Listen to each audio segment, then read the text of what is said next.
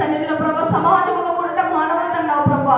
ఏ బిడ్డ ప్రభు నిర్లక్ష్యముగా ఉండకుండా ప్రభు నా తండ్రి సయ్యా ప్రతి ఒక్క బిడ్డ ప్రభు నీ ఆజ్ఞలను మేరకుండా ప్రభా నీ సన్నిధిలో కనబడడంలో సహాయం చేయండి ప్రభా. ప్రతి ఒక్క బిడ్డ ప్రేరేపించండి, త్వరపడి తీసుకురండి ప్రభా. వచ్చిన ప్రతి ఒక్క బిడ్డ బట్టి నీకు వందనాలు. కూర్చున్న వాక్యం వింటున్న మమ్మల్ని సాధన తీసుకోండి. విని బుద్ధిని గ్రహింపు మనసును అందరికీ దయచేయండి ప్రభా. మరొకసారి నీ ఆశీస్సులు చోటు మరుగుపరుచుకోండి. ఏడంతల అభిషేకంతో నింపుకొని ప్రభా నోరుని ఘోరంగా వాడుకుంటూ వచ్చిన దేవా నీ ఆత్మాభిషేకముతో ప్రభా తండ్రి సయ్యా మీ దాసులు వాడుకొని తన పరిచయం జరిగించబడచ్చు. మా అందరి వరకు మీ ఆత్మ ఆహారం విరిచి పట్టించబడచ్చు. మరొకసారి మమ్మల్ని అందరినీ చేతులకు అప్పగించుకుంటూ ప్రభా ప్రతి ఒక్క కార్యక్రమం క్రమంగా మర్యాదగా జరిగించుకోమనవచ్చు. మీ నా మహిమాత్మై ప్రభా తండ్రి సయ్యా కార్యక్రమం ఘనంగా జరగడానికి సహాయం చేయవచ్చు. మీకే మహిమా ఘనత ప్రభావాలు ఆపాదిస్తూ యేసు నామములో అడిగి వేడుకొనుచున్నాము తండ్రి, ఆమేన్.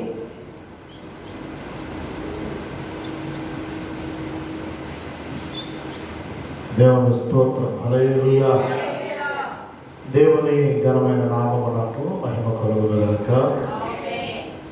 ఈ దినం మరొకసారి దేవుని సన్నిధానమునకు కూడి వచ్చినాను.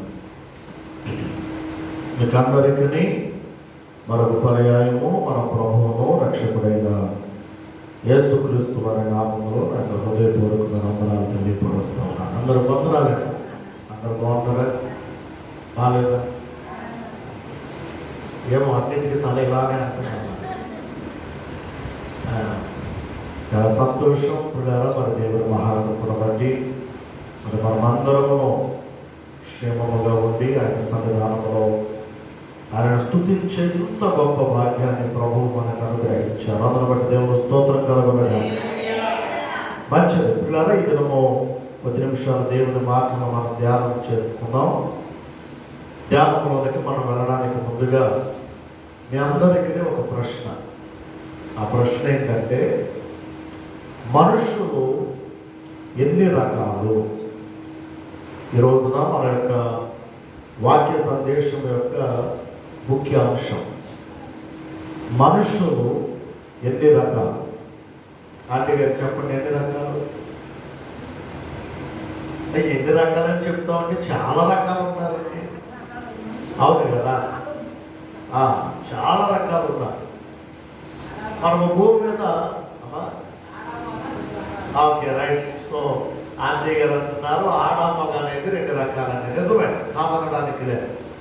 అలానే మనం ఆలోచిస్తూ ఉన్నప్పుడు మనుషులు ఎన్ని రకాలు అని మనము ఒక్కసారి ఆలోచనలోనికి పెడితే మనుషులు పిల్లల ఆడ మగ, అలానే పిల్లల తెల్ల నల్ల, పొట్టి పొడవు, లావు సన్నం, ఏమండి.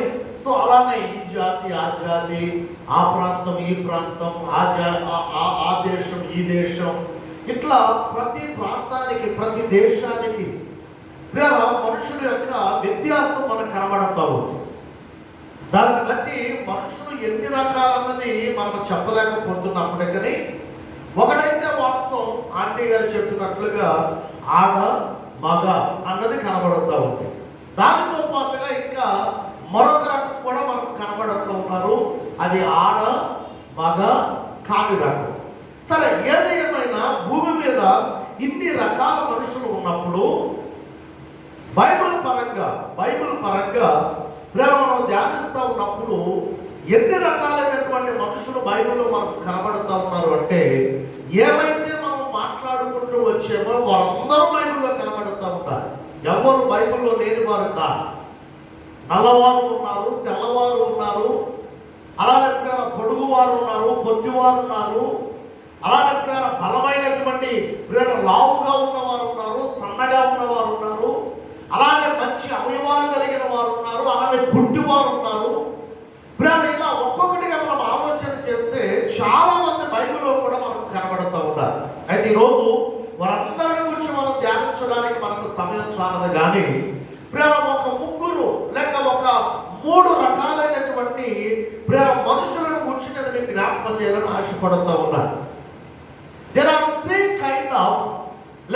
kinds of personalities according to the Bible.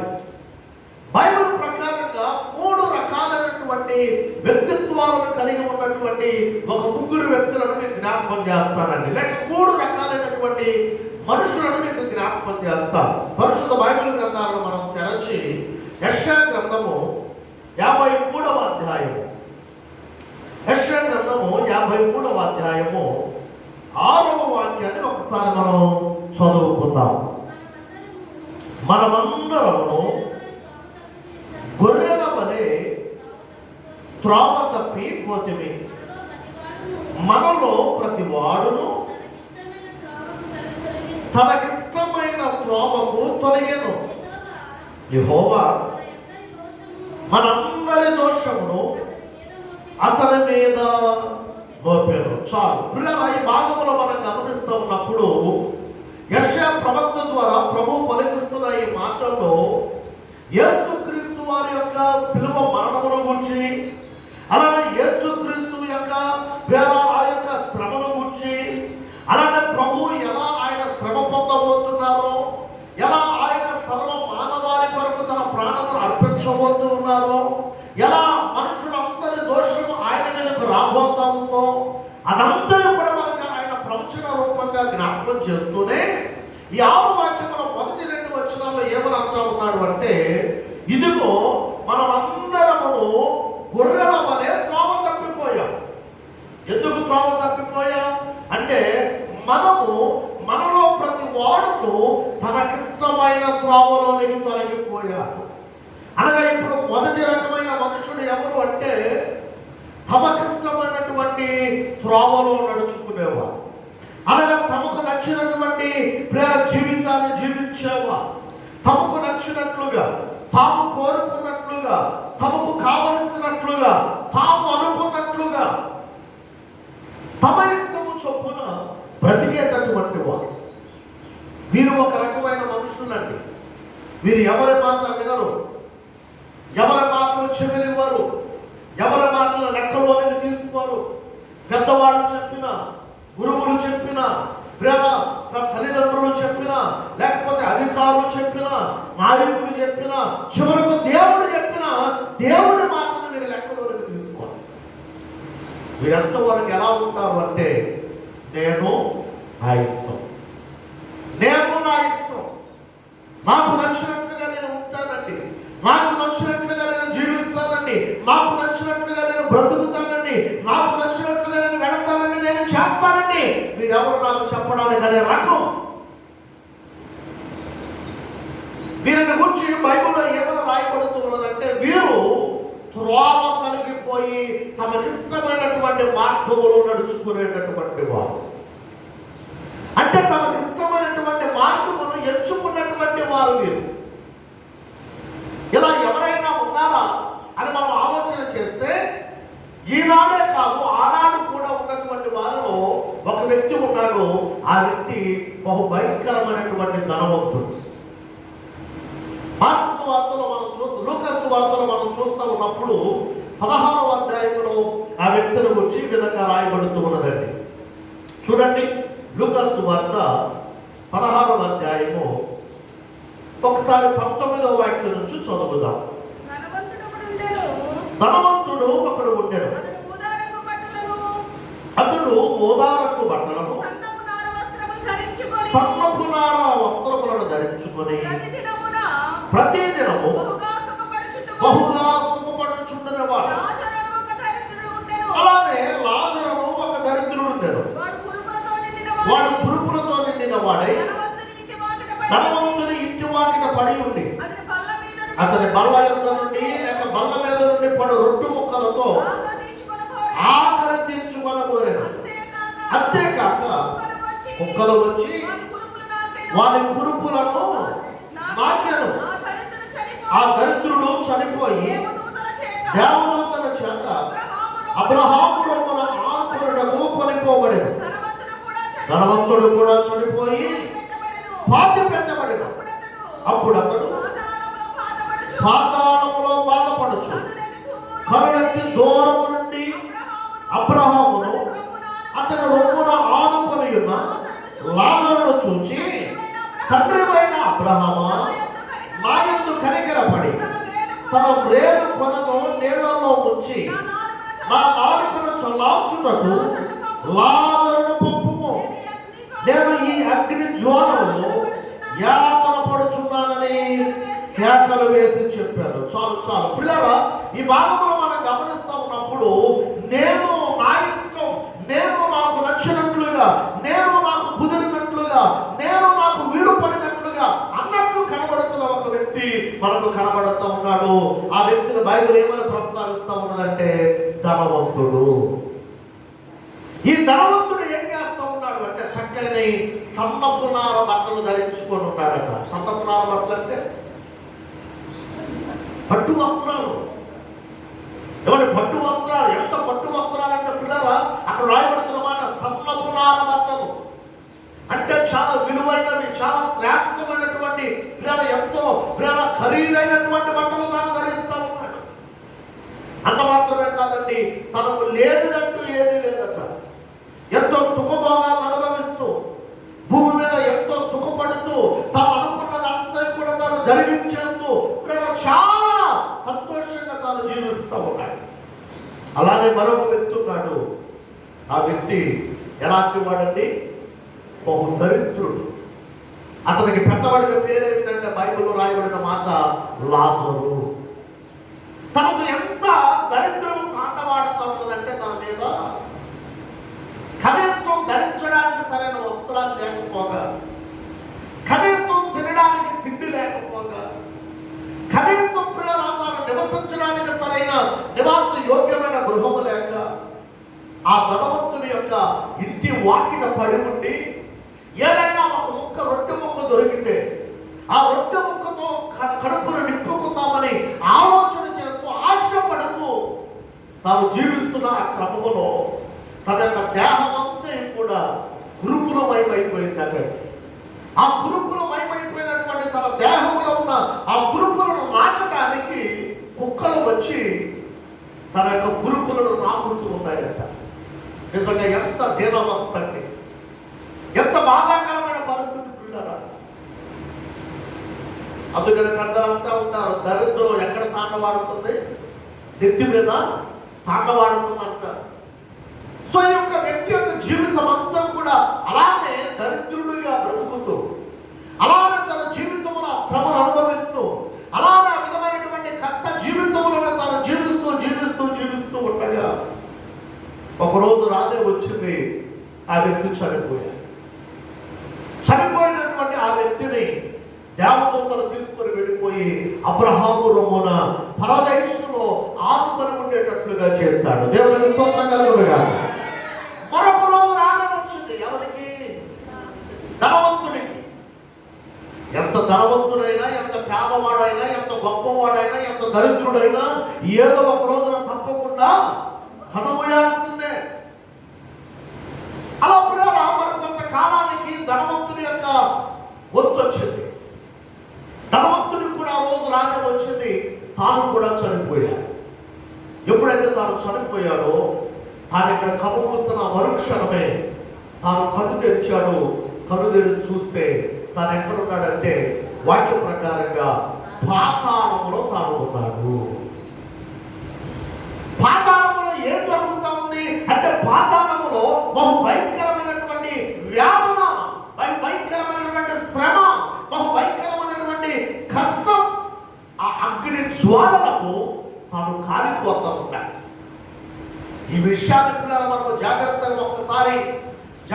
మనం ఆలోచన చేసి చూస్తే మానవ జీవితంలో ప్రేమ మనం ఎప్పుడైతే ఇక్కడ కన్ను మూస్తామో మరొక చోట మనము కన్ను తెరుస్తామన్న వాస్తవాన్ని మనము గ్రహించగలగాలి. ఈ వాస్తవాన్ని పిల్లల దేవుడిని ఎరగని వారు గ్రహించిన వారు ఏమంటారంటే జీవితం అంటే ఇదేనండి, మనుషుడికి జీవితం అంటే ఇదేనండి, మనుషుడిలాగా వాడు జీవించాలి, మనుషుడిలాగా జీవిస్తూ వాడు కోరుకున్నదల్లా వాడు చేసేయాలి. ఈ జీవితంలో చేయకపోతే మరొకసారి అవకాశం రాదండి. ఒకవేళ ఈ జీవితంలో మనిషి కనుక తను అనుకున్నట్లుగా తను అన్నీ చేసేస్తే, మంచి పనులు చేస్తే మరొక జన్మలో మంచివాడిగా పుడతాడు.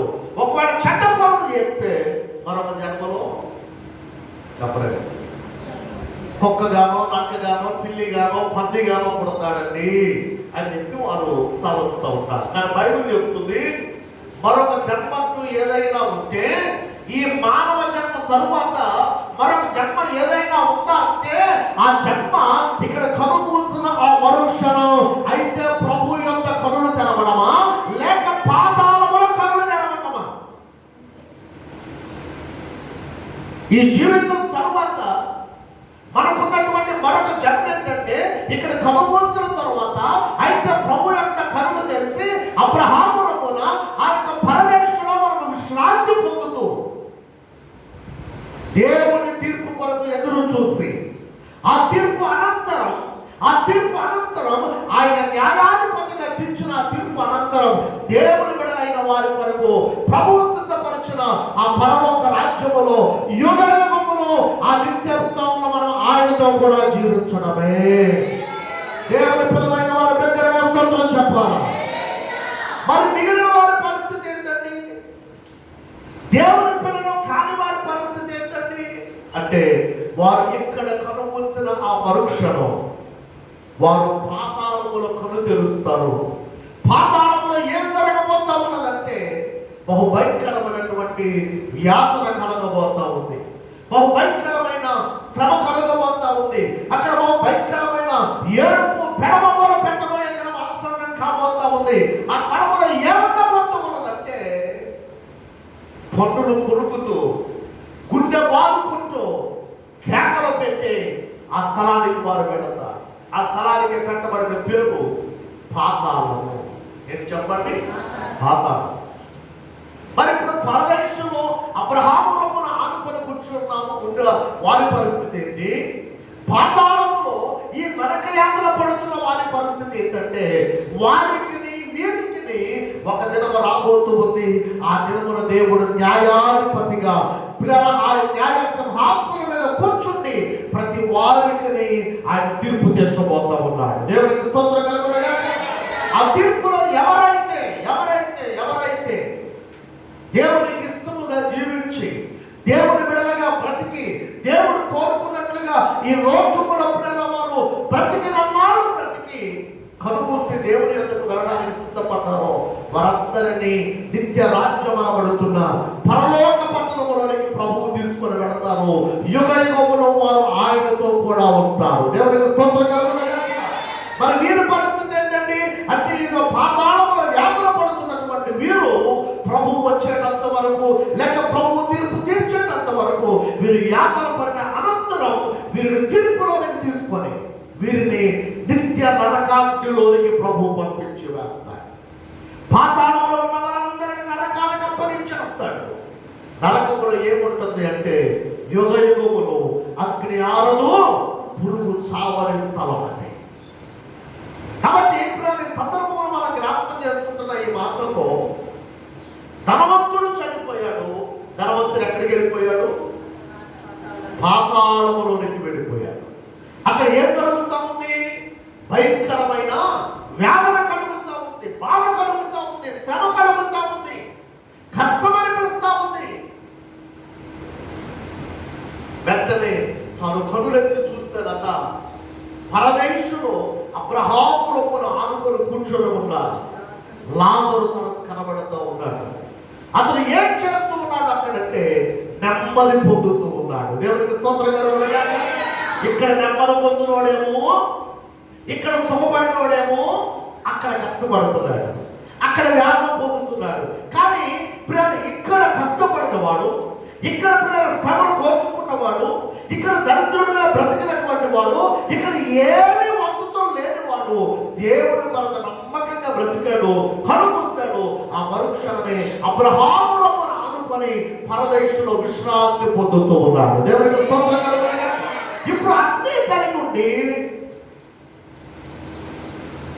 పాతాళములో యాతన పడడం మంచిదంటారా?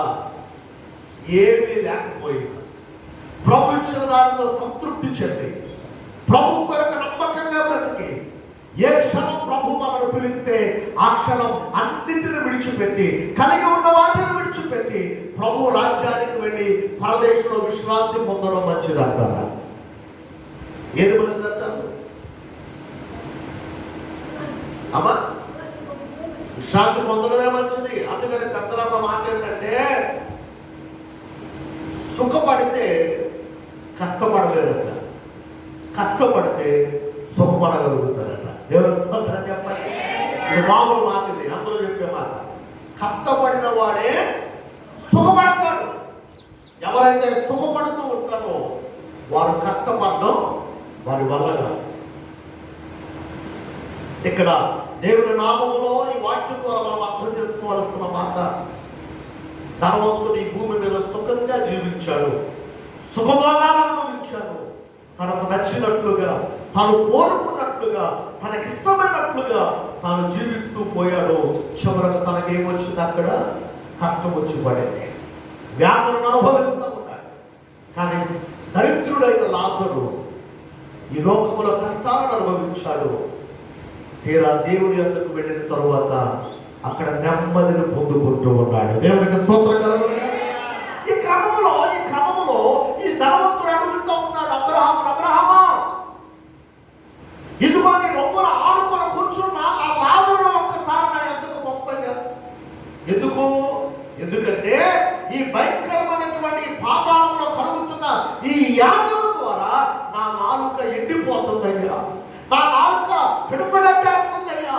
ఒక్కసారి తన చిటికిన వేరును నీడలో ఉంచి ఒక్క నీటి బొట్టు నా నాలుక మీద ఇస్తే నేను కాస్త ఈ వ్యాధ నుంచి బయటపడతానయ్యా, దయచేసి అదిగో లాజరును నా కొరకు పంపయ్యా అంటే అబ్రహాం అంటాడు, నాయనా ఇదిగో ఒక్కసారి నువ్వు విను, నీవు భూమి మీద ఉన్నంత కాలం నీకు ఇష్టం వచ్చినట్లుగా, నీకు నచ్చినట్లుగా నీవు బ్రతికావు. కానీ లాజరు అయితే భూమి మీద తాను ఎన్నో కష్టాలను అనుభవించి, భూమి మీద ఎన్నో శ్రమలను తాను అనుభవించాడు కనుక ఇప్పుడు తాను ఇక్కడ విశ్రాంతి పొందుతూ ఉన్నాడు, నువ్వు యాత్ర పొందుతూ ఉన్నావయ్యా అంటే తాను అంటాడు, అయ్యా నేను వస్తే వచ్చానయ్యా, కానీ ఇటువంటి పరిస్థితిలోనికి నా సహోదరులు ఉన్నారు. ఎంతమంది? 5 సహోదరులు ఉన్నారు. వారు ఇక్కడ రాకూడదయ్యా, ఈ యాత్ర వారు అనుభవించకూడదయ్యా, ఈ శ్రమను వారు చూడకూడదయ్యా, కనుక నువ్వు ఏం చేస్తావంటే అదిగో ఆ లాజరును నువ్వు తిరిగి మరలా భూలోకానికి పంపిస్తే లాజరు వెళ్ళి వారితో మాట్లాడితే వారు మారు మనసు పొందుతారయ్యా, వారు ఇక్కడికి రాకుండా తప్పించుకోబడతారయ్యా అంటే అప్పుడు అబ్రహాం అంటాడు, నాయనా ఇదిగో ఇక్కడ వారు అక్కడికి రావడానికి లేదు, అక్కడ వారు ఇక్కడికి రావడానికి లేదు, నీ మధ్య మా మధ్య అగాధం ఉంది కనుక ఇప్పుడు లాజరు నీకు నీళ్ళు ఇవ్వడానికి అవకాశం లేదు. ఒకటి. రెండవది, ఈ లాభము భూమి మీదకు వెళ్ళి చెప్పాల్సిన అవసరం లేదు. భూమి మీద ప్రవక్తలు ఉన్నారు, మోషే లాంటి ప్రవక్తలు, గొప్ప గొప్ప ప్రవక్తలు ఉన్నారు. ఆ ప్రవక్తల మాట వారు వింటే వారు మారు మనసు పొందుతారు. ఒకవేళ ఉన్న ఆ ప్రవక్తల మాట వారు వినలేదు అనుకో, ఒకవేళ చచ్చిపోయిన వాడు బ్రతికి లాజరు వెళ్ళి చెప్పిన వారు వినరుగాక వినరు. కాబట్టి బ్రతికుండి మాట్లాడుతున్న వారి మాటలు వింటే వారే మారు మనసు పొందుతారయ్యా అని చెప్పాడు. ఈరోజు నీ మాటను బట్టి నేను జ్ఞాపకం చేయాలనుకుంటున్న మాట ఏంటంటే పిల్లరా, మానవుని యొక్క జీవితంలో ఇటువంటి మనుషులు ఉన్నారన్నటువంటి వాస్తవాన్ని మనం ఒక్కసారి తెలుసుకోవాలండి. ఎటువంటి మనుషులు? తమకిష్టమైనట్లు జీవించే మనుషులు. దానికి సాదృశ్యంగానే మనం చూస్తూ ఉన్నాం. ధనవంతుడు తనకు కలిగిన ధనమును బట్టి, తనకు కలిగిన ఆస్తిని బట్టి, అంతస్తును బట్టి తనకి ఇష్టం వచ్చినట్లుగా తను జీవించే ప్రయత్నం చేశాడు. చివరికి నరకములోనికి లేక పాతాళములోనికి తను కొనిపోబడ్డాడు. కనుక మొదటి వ్యక్తిత్వం కలిగిన మనుషులు ఎలాంటి వారంటే తమకిష్టమైనట్లు జీవించేవారు. ఒకవేళ ఎవరైనా చెప్పేవారికి ఎదురు చెప్పి నువ్వు ఎవరు నాకు చెప్పడానికి అనేవాడు, నా ఇష్టం అనేవాడు, నాకు నచ్చినట్లు నేను చేస్తాను, నాకు నచ్చినట్లు నేను ఉంటాననేవారు. ఇదొక రకమైనటువంటి మనుషులండి. ఇక రెండవ రకమైన మనుషులు ఎలాంటి వారంటే 1 పేతురు పత్రిక 4వ అధ్యాయము 3వ వాక్యాన్ని చదువుదామండి. 1 పేతురు పత్రిక 4వ అధ్యాయము 3వ వాక్యం.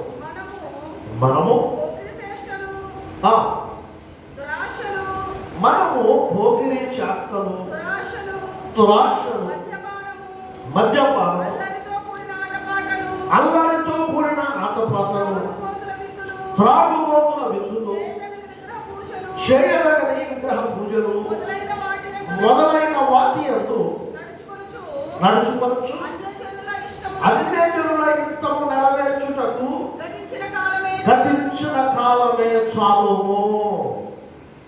ఇక్కడ రెండవ రకమైన మనుషులు మీకు జ్ఞాపకం చేస్తా ఉన్నానండి. దేవుని ఎరిగిన తరువాత, దేవుని నామములో రక్షింపబడిన తరువాత, దేవుని యొక్క కుమారులుగా కుమార్తెలుగా మనము తీర్చిదిద్దబడిన తరువాత మనం ఎలా ఉండకూడదో ఇక్కడ పేతురు గారి ద్వారా పరిశుద్ధాత్ముడు లేఖనాలను రాయిస్తూ ఉన్నారండి. ఈ రాయిస్తున్నటువంటి ఈ మాటల్లో మనకు అర్థమవుతున్న మాట ఏమిటంటే, ఇక్కడ ఉన్నటువంటి ఈ మనుషులు ఎలాంటి వారంటే అన్యజనుల యొక్క ఇష్టాన్ని నెరవేర్చేవారు.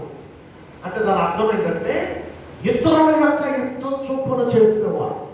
వీరికి ఇష్టం లేకపోయినా, అమ్మా వీరికి ఇష్టం లేకపోయినా, వీరికి నచ్చకపోయినా, వీరు చేయకూడదని ప్రేర ఇతరులు ఏమనుకుంటారు అని వాళ్ళని సంతోష పెట్టేదానికి, వారిని సంతృప్తి పరిచేదానికి, వారిని ఆనందపరిచేదానికి వారి ఇష్టము చొప్పున చేసే కార్యం.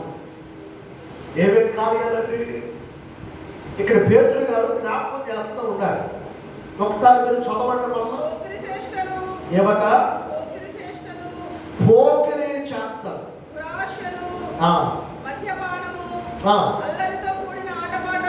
ఒకసారి 4వ అధ్యాయం 1వ వాక్యం నుంచి చదువుతాం. క్రీస్తు శరీరమందు శ్రమపడిన కనుక మీరును అట్టి మనస్సును ఆయుధముగా ధరించుకొనుడి.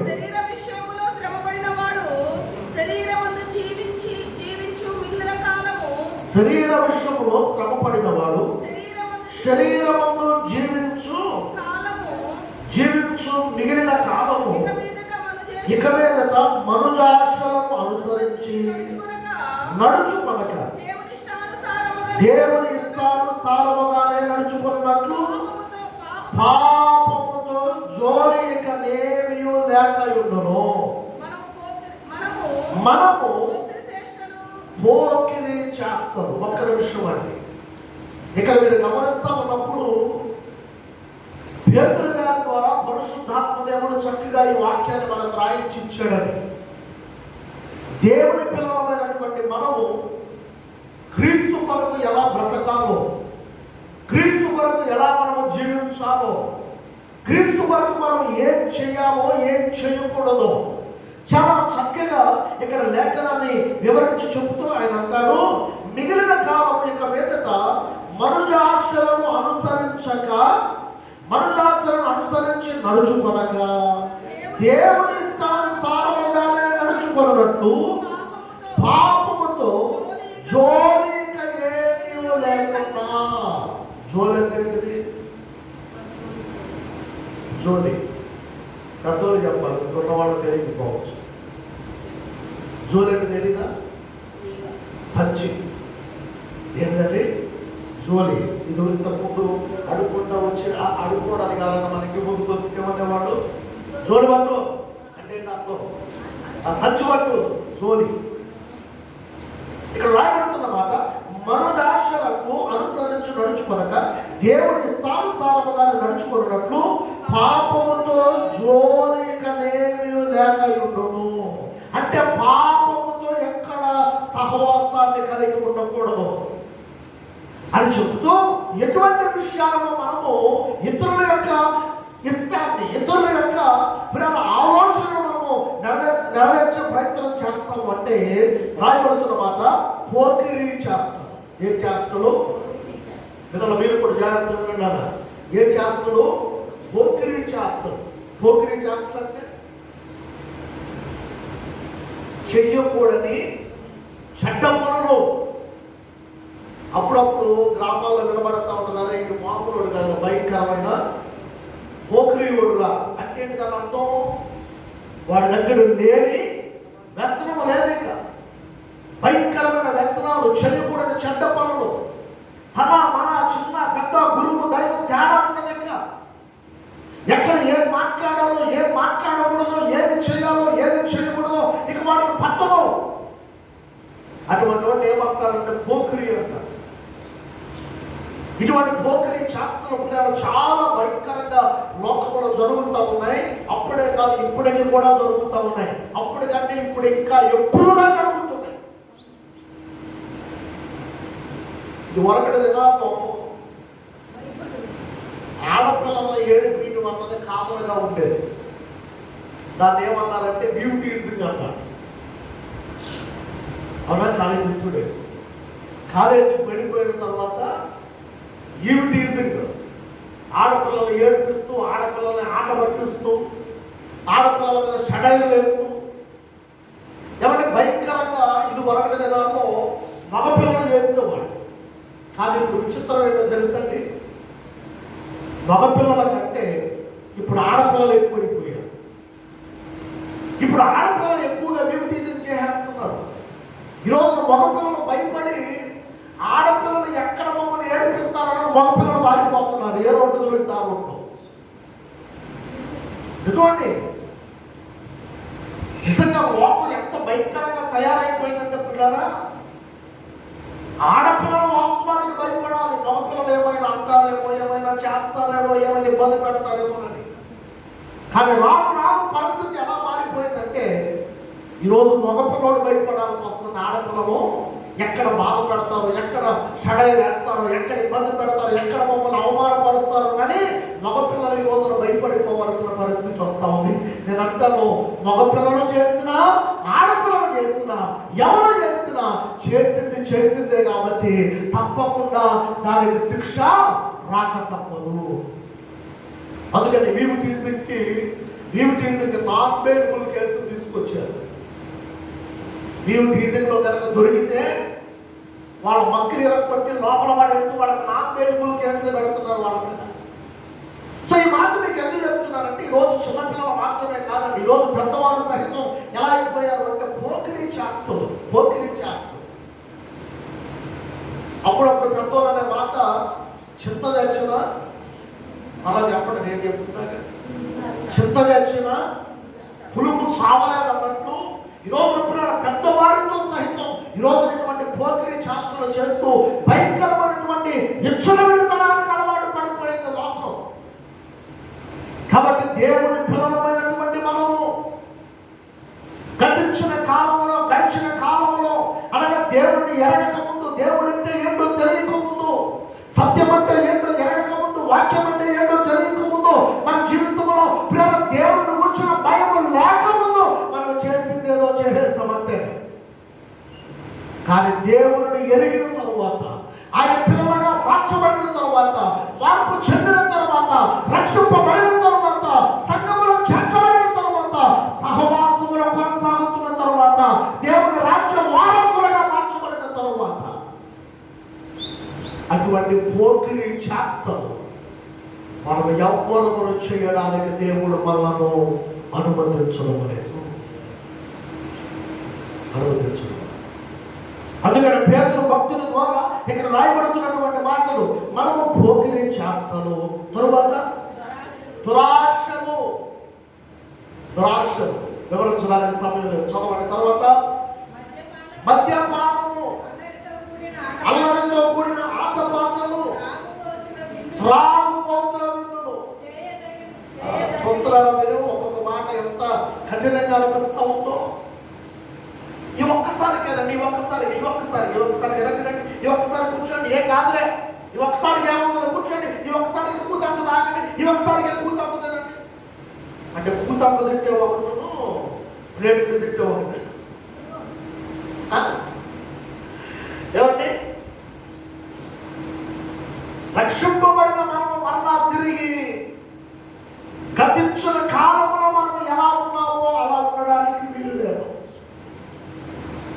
దాని కొరకు మన తోటి వారు ఏం చేస్తారంటే మనల్ని ప్రేరేపిస్తారు. మన తోటి వారు ఏం చేస్తారంటే మనల్ని ప్రోత్సహిస్తారు. మన తోటి వారు మనల్ని ఏం చేస్తారంటే ఈ ఒక్కసారికి ఏం కాదులే అని మన ఆత్మీయ జీవితాన్ని చెడగొట్టే ప్రయత్నం చేస్తారు. అక్కడ మీరు చూడండి, మద్యపానము, అల్లరితో కూడిన ఆటపాటలు, త్రాగుబోతుల విందులు. త్రాగుబోతులు ఏం చేసుకుంటారు? విందులు చేసుకుంటారు. మేము వచ్చినప్పుడు కూడా ఒక విందు చేసుకుంటారు, కారాల్లో చెట్టు కింద కొంతమందికి తెల్లారడంలా ఏం చేయడానికి, ఇంకా తెల్లారనే ఇంకా 12 అవలేదు, ఇప్పుడు భయంకరంగా సిట్టింగ్ చేసేస్తారు. నేను వస్తా చూసాను కాదు, ఎంత ప్రమాదం అండి. చూడండి, ఇక్కడ రాయబడుతున్న మాటలో త్రాగుబోతుల విందులు, తర్వాత చెయ్యలని విగ్రహ పూజలు మొదలైన వాటి యందు నడుచుకొనొచ్చు. అన్య జనుల ఇష్టము నెరవేర్చుచుండుటకు గతించిన కాలం ఇక చాలు, ఇక చాలు, ఇక చాలు. ఇంతకు ముందు ఏదో స్నేహితుడని స్నేహితురాలని, ఇంతకు ముందు ఏదో ఇరిగింటోళ్ళు పొరిగింటోళ్ళని, ఇంతకు ముందు ఏమైనా మొహమాటానికి తప్పల పరిస్థితుల్లో చేస్తుండొచ్చేమో, కానీ ఇక కాలం చాలు.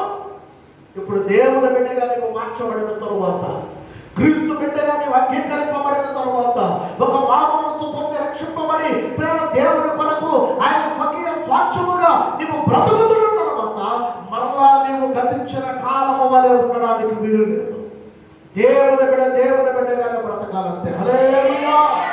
అదే పేతురు గారి ద్వారా పరిశుద్ధాత్ముడు జ్ఞాపకం చేస్తున్న మాట, ఇదిగో అన్యజనుల యొక్క ఇష్టం అనగా నీ యొక్క స్నేహితులు, నీ యొక్క పొరుగువారు, నీ యొక్క ఇరుగువారు అని చెప్పి నీవు అనుకుంటూ వారి యొక్క ఇష్టం చొప్పున నువ్వు చేయడానికి వీలే,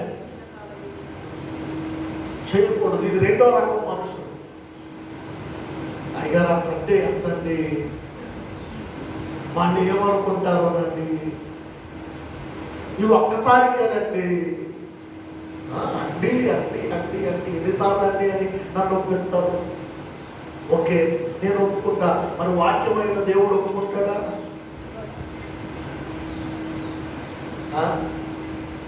ఇతరుల యొక్క ఇష్టాన్ని నెరవేర్చడం ఇదొక రకమైన మనుషులు అంటే మొక్కమాటానికి వీరు ఏమన్నా అనుకుంటారేమోనని వారు చెప్పినట్లుగా, వారు కోరినట్లుగా, వారు చేయమన్నట్లుగా చేసేటటువంటి మనుషులు. ఇదొక రెండవ రకం.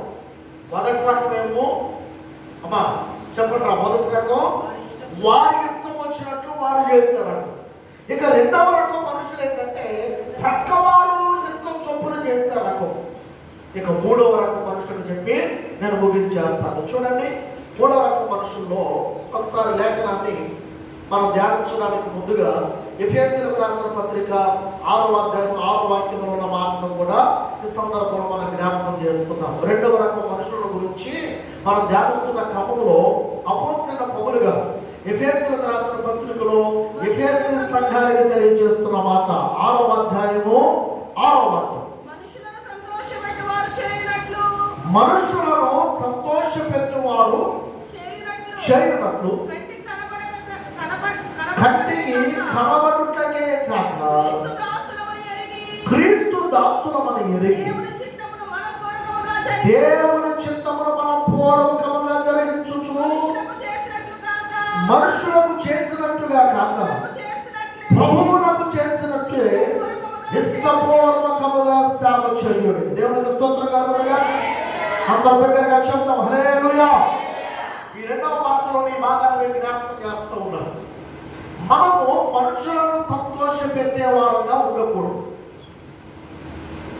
మనుషులను సంతోషపెట్టేదానికి మనము ప్రయత్నిస్తే దేవుడు మనకిచ్చేటటువంటి ఆశీర్వాదాన్ని మనం కోల్పోతాం. దేవునికి దాసులుగా మనం ఉండలేము. అందుకని ఇక్కడ ఈ భాగంలో పౌలు గారు ఎఫెసీ సంఘానికి పత్రికను రాస్తూ ఏమంటున్నారు, మనుషులను సంతోషపెట్టువారు చేయునట్లు కంటికి కనబడుటకే కాక క్రీస్తు దాసులమని ఎరిగి దేవుని చిత్తమును మనఃపూర్వకముగా జరిగించాలి. దేవునికి స్తోత్రం చెప్పండి. చూడండి, కంటికి కనబడేదానికి చాలా మంది చాలా ప్రయత్నం చేస్తుంటారు.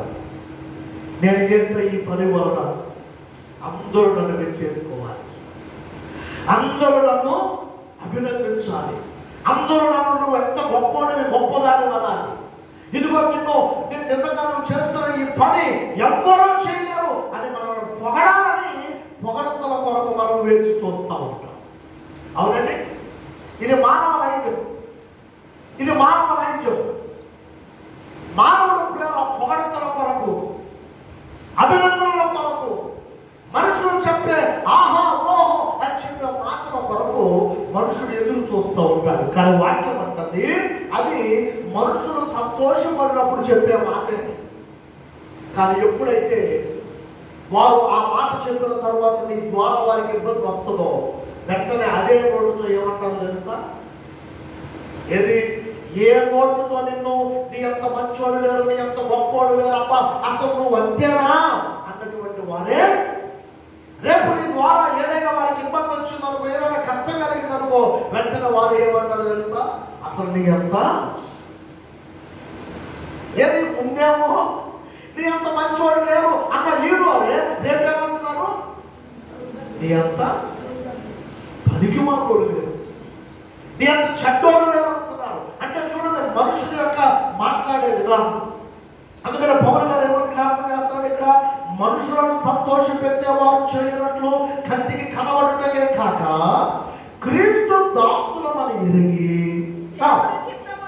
దేవుని చిత్తమును మనపూర్వకముగా జరిగించుచు మనుషులకు చేసినట్టు కాక ప్రభువునకు చేసినట్టే ఇష్టపూర్వకముగా సేవ చేయుడి.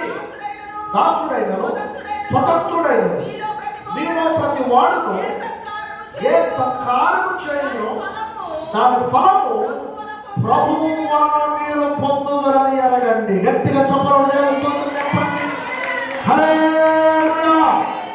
మనుషుడైతే నోటి మాటలతో పొగుడుతాడు, మనుషుడైతే నోటి మాటలతో అభినందిస్తాడు, మనుషుడైతే ఎంత గొప్పవాడు లేడని కేవలం నోటి మాటగా చెప్పుకొదిలేస్తాడు. కానీ దేవుని యొక్క చిత్త ప్రకారంగా, దేవుని యొక్క ఇష్టం ప్రకారంగా దేవుని పనిని మనం చేస్తున్నామని మనం చేయగలిగితేనక దేవుడు ఊరికి చెప్పి చూసి అని వదిలిపెట్టేడట. ఆయన ఏం చేస్తాడు అంటే దానికి ప్రతిఫలాన్ని మనకు అనుగ్రహిస్తాడు. హల్లెలూయా. ఇప్పుడు నేను మిమ్మల్ని అడుగుదానికి ఇష్టపడుతూ ఉన్నాను, ప్రతిఫలం కావాలా? కేవలం ప్రతిఫలానికి మారుగా నోటి మాటలు కావాలి. ఏం కావాలి? ప్రతిఫలం కావాలి. ప్రతిఫలం కావాలి అంటే నిశ్చయముగా మనుషుల యొక్క ఇష్టము చొప్పున కాక దేవుని యొక్క ఇష్టము చొప్పున దేవుని చిత్త ప్రకారమైన సేవలో మనము ముందుకు సాగుదము గాక. మూడవ రకమైన మనుషులను జ్ఞాపకం చేస్తారు. ఇప్పుడు తీయండి కొరింథీయులకు రాసిన 2వ పత్రిక 5వ అధ్యాయం.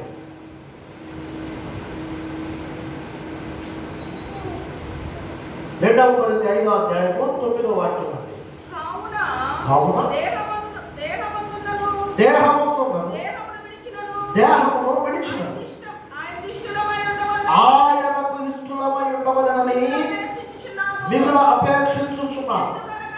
ఎందుకనగా తాను జరిగించిన క్రియల చొప్పున అవి మంచివైనను సరే చెడ్డమైనను సరే దేహముతో జరిగించిన వాటి ఫలమును ప్రతివాడును పొందునట్టు మనమందరము క్రీస్తు న్యాయపీఠము ఎదుట ప్రత్యక్షము కావలయును. చాలు పిల్లలు భాగంలో మనం గమనిస్తూ ఉన్నప్పుడు అపోస్తలుడైన పౌలు గారి కొరింథీ సంఘానికి పత్రికలో రాస్తాడని తెలియజేస్తున్న మాట, నాయనా ఇదిగో నా వ్యక్తిగతంగా నేను మీతో చెప్పాలనుకుంటున్న మాట, నేను దేహమందున్నను లేక దేహమును నేను విడిచినను ప్రభువుకు ఇష్టలుగా బ్రతకాలని నేను కోరుకుంటున్నానయ్యా.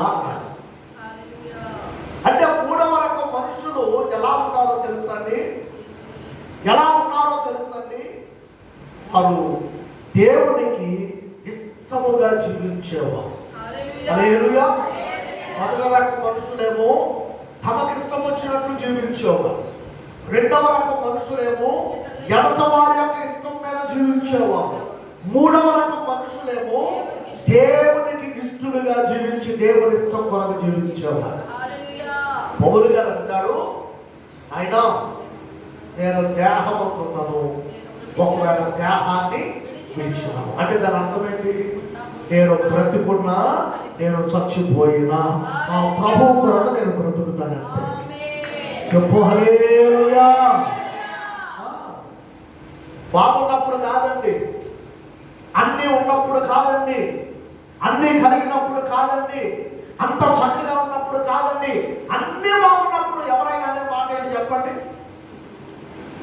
నిజంగా దేవుడు ఎంత గొప్పడంటే, అమ్మ నిజంగా ఏంటది, దేవుడు ఎంత గొప్పడండి, అసలు నిజంగా ఆయన ఎంతగా మమ్మల్ని ఆశీర్వదించాడు. అవునా?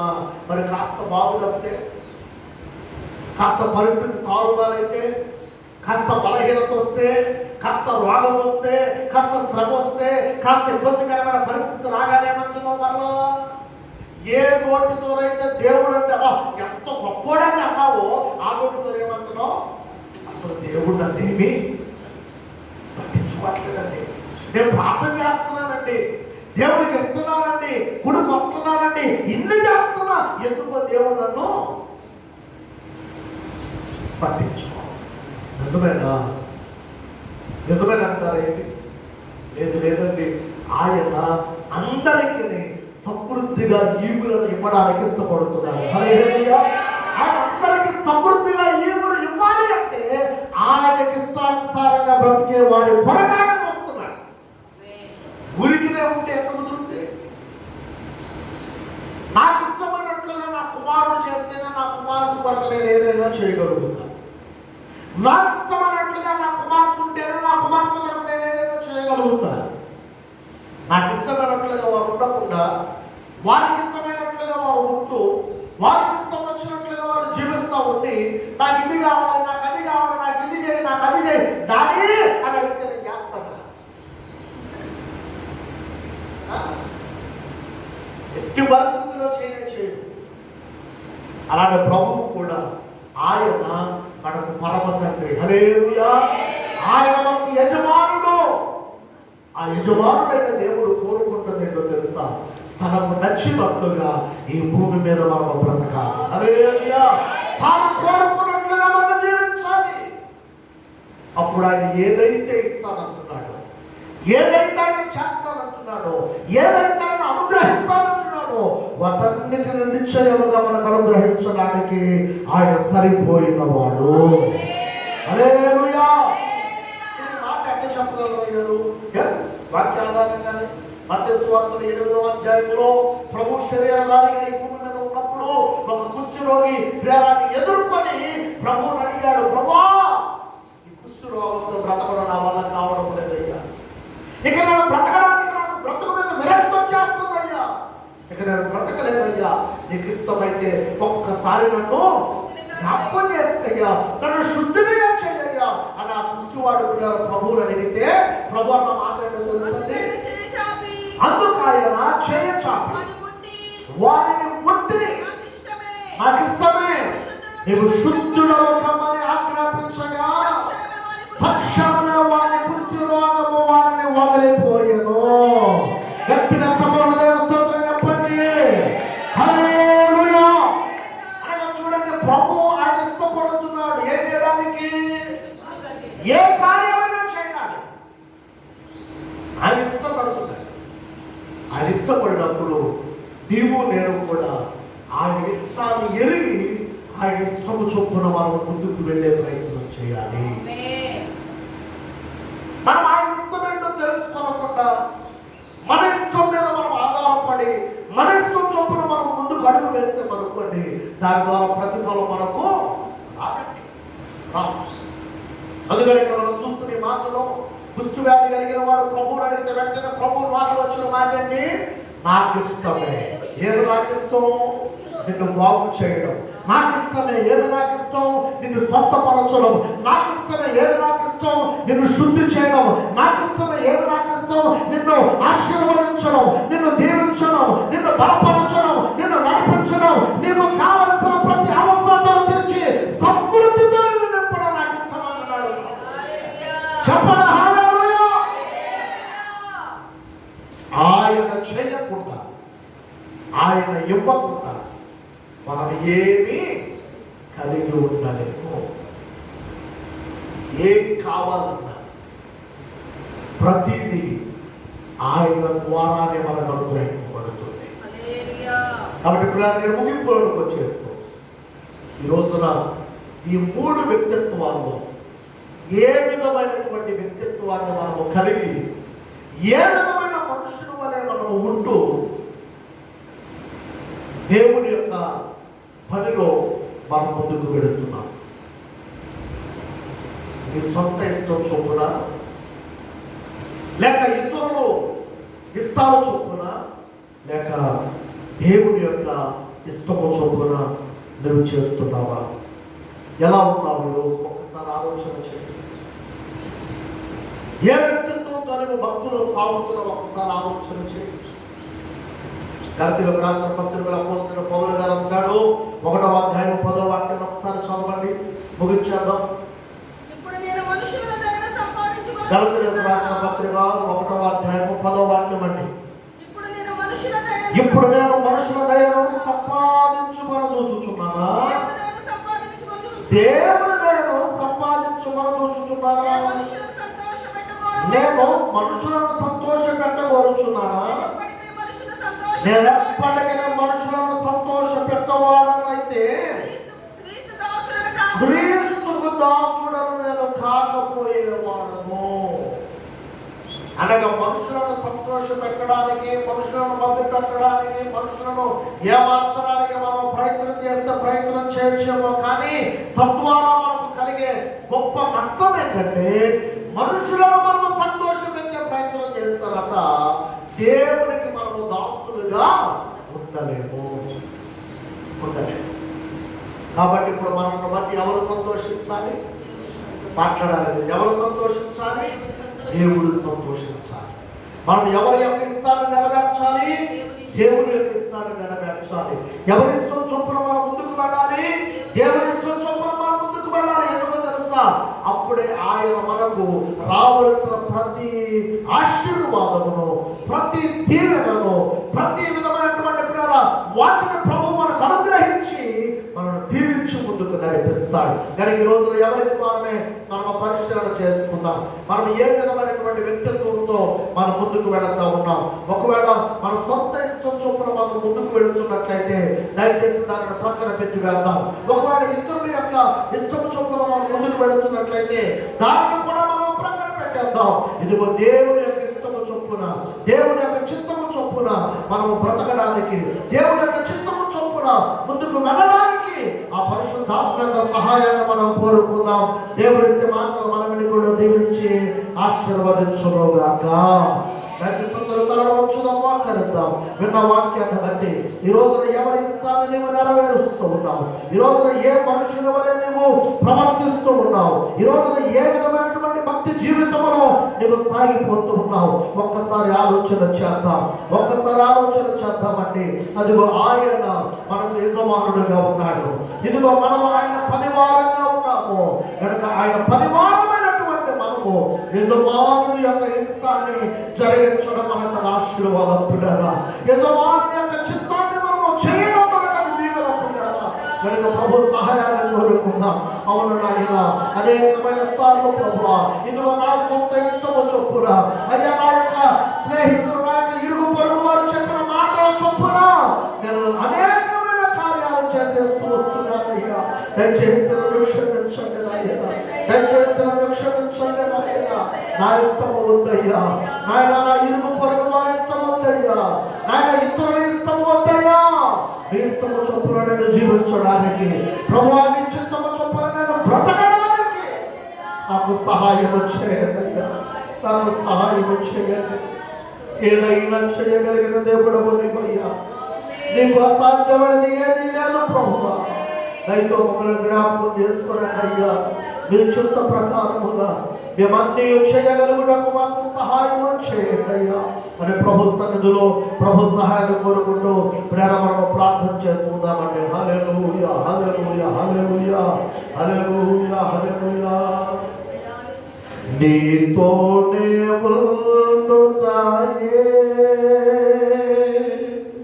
జీవిత వాంఛయ్యా, నీ చిత్తము నెరవేర్చుటయే హృదయ తపనయ్యా. నీతోనే ఉండుతాయే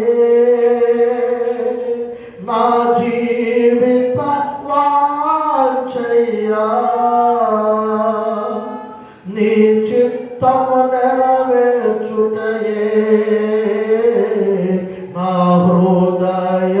తపనయ్యా యేసయ్యా నిన్నే కదా నా ముందు నిలిపేమో యేసయ్యా నిన్నే కదా నా ముందు నిలిపేమో నీతోనే ఉండుతాయే చూడమందరం జీవిత వాంఛయ్యా నీ చిత్తము నెరవేర్చుటయే నా హృదయ తపనయ్యా నా కొరకు అన్నీయు చేయువాడా చేసి ముగించువాడా నా కొరకు అన్నీయు చేయువాడా చేసి ముగించువాడా నా బరువు నా బాధ్యత నా బరువు నా బాధ్యత నీ పాద చెంత నుంచితేనే నీ పాద చెంత నుంచితే రెండు చేతులు ఆయన వైపు చాపి యేసయ్యా నిన్నే కదా నా ముందు నిలిపేమో యేసయ్యా నిన్నే కదా నా ముందు నిలిపేను నీతోనే ఉండుతాయే జీవిత వాంఛయ్యా నీ చిత్తం నెరవేర్చుటయే నా హృదయ తపనయ్యా నా హృదయ తపనయ్యా నా హృదయ తపనయ్యా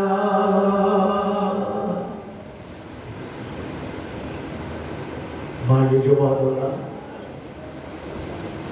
మా మంచి కాపరి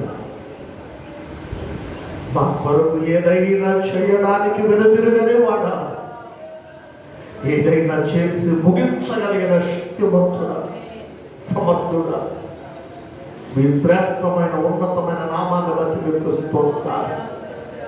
ఈ దినమున ప్రభువా మీ వాక్కు ద్వారా అందరితో మీరు మాట్లాడుతూ వచ్చారు.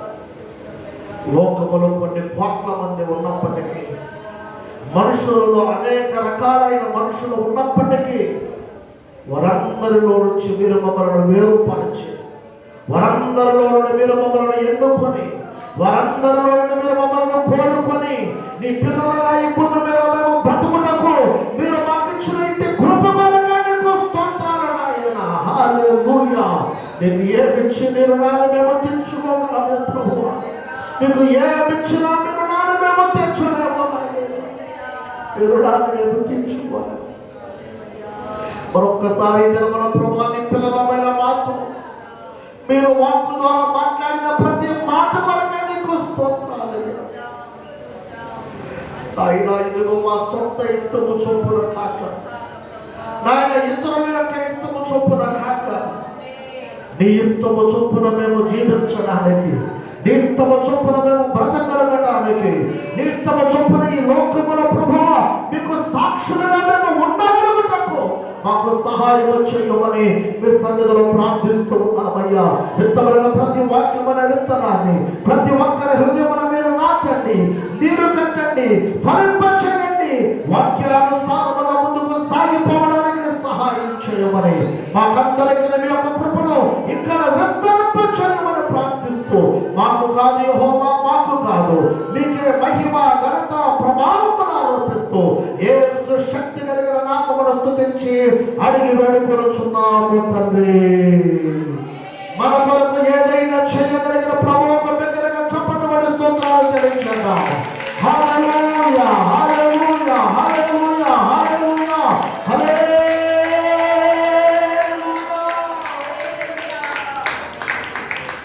ఆ ప్రభువే మనందరికీ సహాయం చేసి తనకు ఇష్టలుగా బ్రతకడానికి, తన ఇష్టము చొప్పున మనము ముందుకు వెళ్ళడానికి ఆ పరిశుద్ధాత్ముడే మనందరినీ ముందుకు నడిపించునుగాక.